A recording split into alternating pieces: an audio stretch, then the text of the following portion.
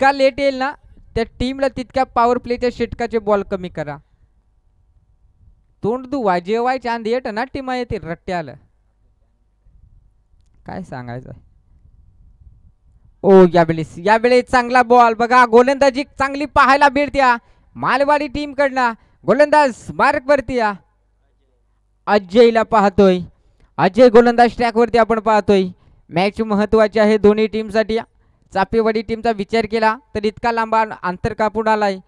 मोठमोठे फटके खेळावेच लागतील. मालवाडी टीमची गोलंदाजी कमालीची.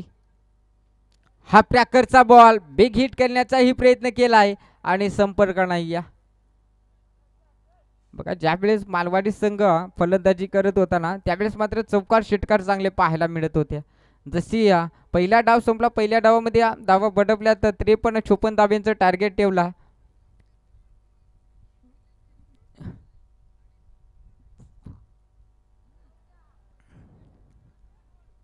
यावेळेस फलंदाज बाद असेल.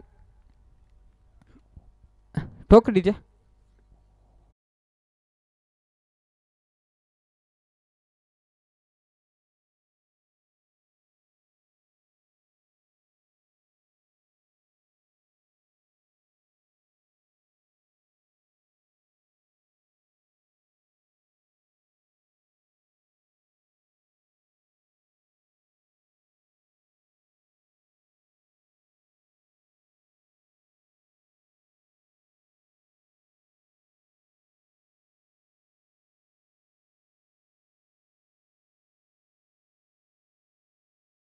धाव फलकावरती अजयची देखील चांगली गोलंदाजी पाहायला मिळते मैदानाच्या आतमध्ये.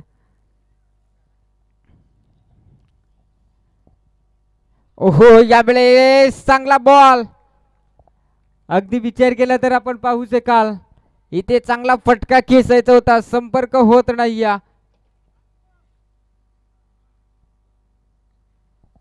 अगदी विचार केला तर इथं थोडासा अडखळा निर्माण चापेवाडी टीम वरती पाहायला मिळतोय. थोडासा प्रेशर. एकही मोठा फटका येत नाही.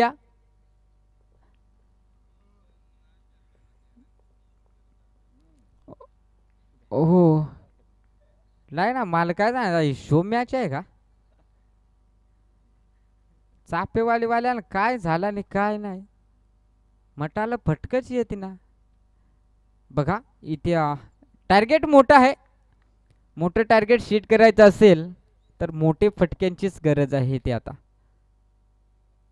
ओहो यावेळेस बिग हिट करण्याचा प्रयत्न संपर्क होत नाही.